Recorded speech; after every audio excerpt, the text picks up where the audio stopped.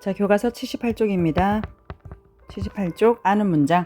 자, 견문장의 유형 두 번째 아는 문장 가보겠습니다. 그럼 아는 문장은 뭔가? 자, 월요일 아침 혜진이와 준성이가 대화를 나누고 있는데 준성이 말해서 가진 특징을 한번 볼게요. 주말에 숙제하느라 아무것도 못했어. 참 서평 쓰는 숙제가 있었지. 깜빡했네. 자, 이 문장이 견문장인지 혼문장인지 보려면 뭘 알아야 한다? 그렇죠. 서술어. 서평을 쓰다. 숙제가 있다. 라는 서술어가 두 개 있어요. 자, 있었지. 무엇이? 숙제가 있었지. 자, 숙제가 어떤 숙제? 서평을 쓰다. 여기 보니까 우리 나중에 배우면 알겠지만 서평을 쓰는 숙제라 해서 이렇게 숙제를 꾸며주는 관형절을 가진 아는 문장인데, 그럼 얘는 원래 문장이 어떤가? 자, 숙제가 있었지. 그 문장은 숙제가 있었지. 어떤 숙제예요? 자, 숙제로 서평을 쓰다. 자, 숙제로 서평을 쓰다. 어떤 숙제? 중복되는 건 숙제예요. 어떤 숙제?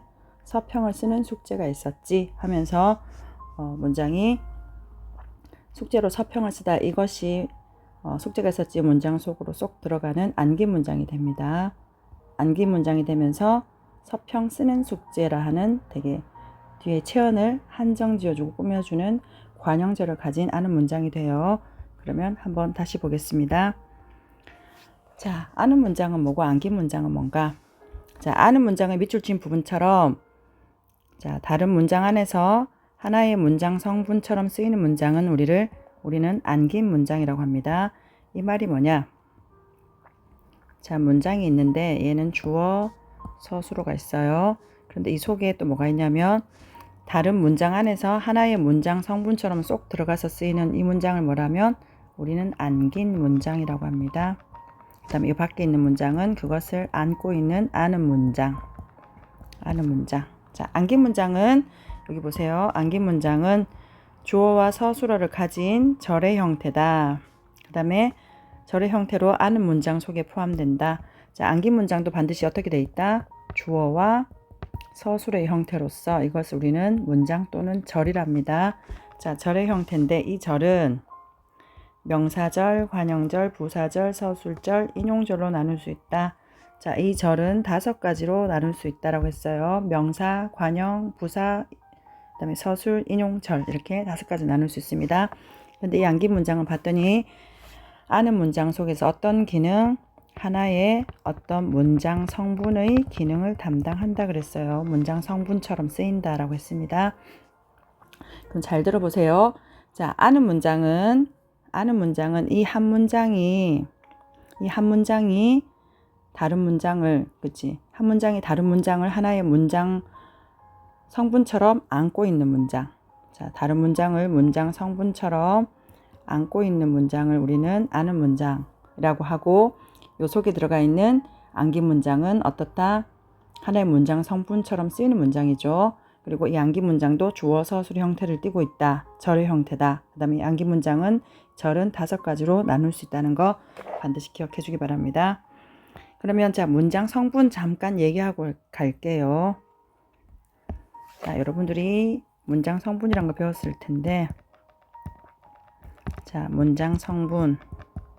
문장에서 어떤 역할을 하는가?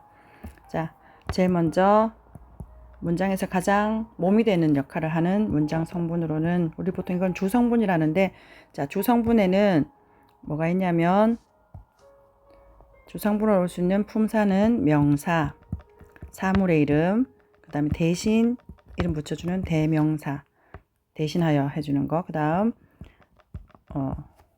수나 차례를 얘기해주는 수사가 있습니다. 그 다음 용언, 서술의 기능을 하죠. 여기는 동작이나 움직임, 동사, 그 다음에 성질, 상태인, 형용사, 얘들은 특징을 활용한다. 그 다음 문장과 단어와 단어를 이어주는 관계어이 있습니다. 우린 이것을 조사라고 해요. 주격조사, 목적격조사, 부사격조사, 호격조사, 서술격조사가 있는데 원래 조사는 형태가 바뀌지 않지만 유일하게 서술격조사만 이다 해서 형태가 변하더라. 그래서 활용한다라고 말을 했습니다. 그 다음 수식어. 수식어는 꾸며주는 말인데, 자, 체언을 꾸며주는 것을 우리는 관형사라고 합니다. 그래서 관형사 뒤에는 반드시 뭐가 온다? 체언. 아까 말했던 명사, 대명사, 수사 같은 것을 꾸며주는 말. 그 다음 또 용언을 꾸며주는 것은 부사가 있죠. 자, 얘는 용언을 꾸며줘요. 자, 이렇게 해서 꾸며주더라. 그 다음 마지막 홀로 쓰이는 독립언. 자, 독립언은 대답, 부름 뭐 그런 거죠. 자, 감탄사가 있습니다. 그 중에서 문장 성분. 자, 이렇게 명사, 대명사 이런 것으로 보통 문장에서 가장 주된 성분, 주성분이고요. 그 다음 수식어는 보통 꾸며주는 말이니까 부속 성분. 그 다음 마지막 감탄사 같은 경우는 독립어는 독립 성분이라고 해요. 그러면 우리가 보니까 명사는 문장에서 주된 말로서 보통 목적어, 주어, 목적어 뭐 이런 기능을 하고요. 그 다음에 우리 보니까 여기 관형절, 관형절은 꾸며주는 관형사의 기능을 하겠죠. 관형의 기능. 그 다음 부사절은 부사의 기능. 서술절은 서술의 기능을 하는 거고, 인용절은 또 어떤 기능을 하는지 한번 알아보도록 하겠습니다. 자, 그럼 우선 전성어미 좀 보고 갈게요. 자, 교과서 79쪽 가볼게요. 79쪽.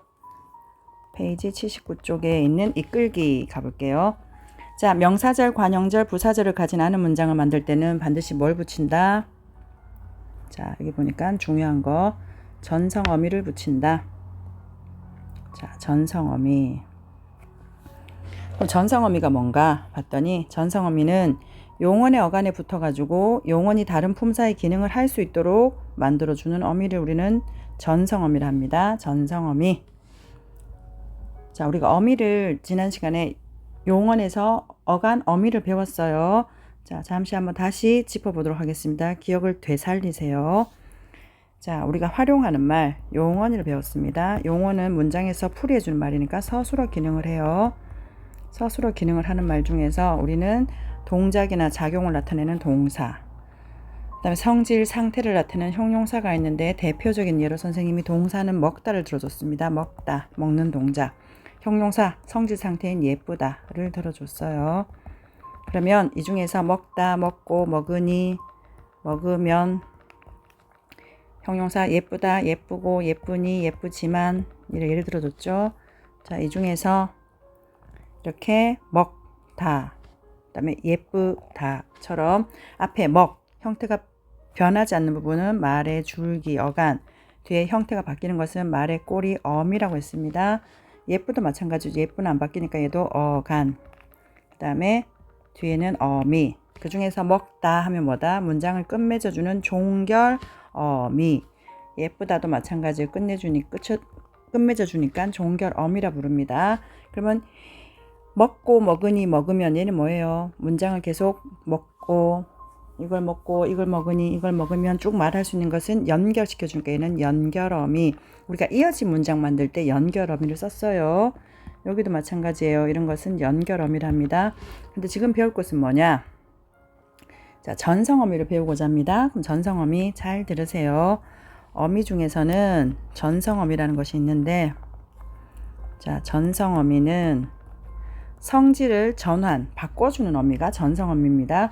자, 지금 이 단어는 먹다는 동사예요. 예쁘다는 형용사예요. 근데 전성어미는 만약에 명사형 전성어미가 붙으면 명사형 전성어미는 뭐가 있냐면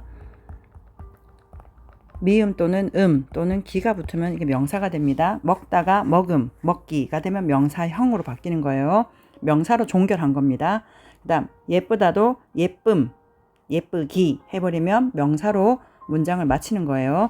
자, 이렇게 성질을 바꿔주는 것을 전성어미라 하는데 우리는 이걸 가지고 이제 이게 명사절인지 관형절인지 부사절인지를 구분합니다. 그래서 전성어미 여러분 어떻게 된다? 알고 있어야 돼. 그렇죠? 그럼 보겠습니다. 자, 명사절을 만들 때는 명사형 전성어미가 있는데 뭐냐?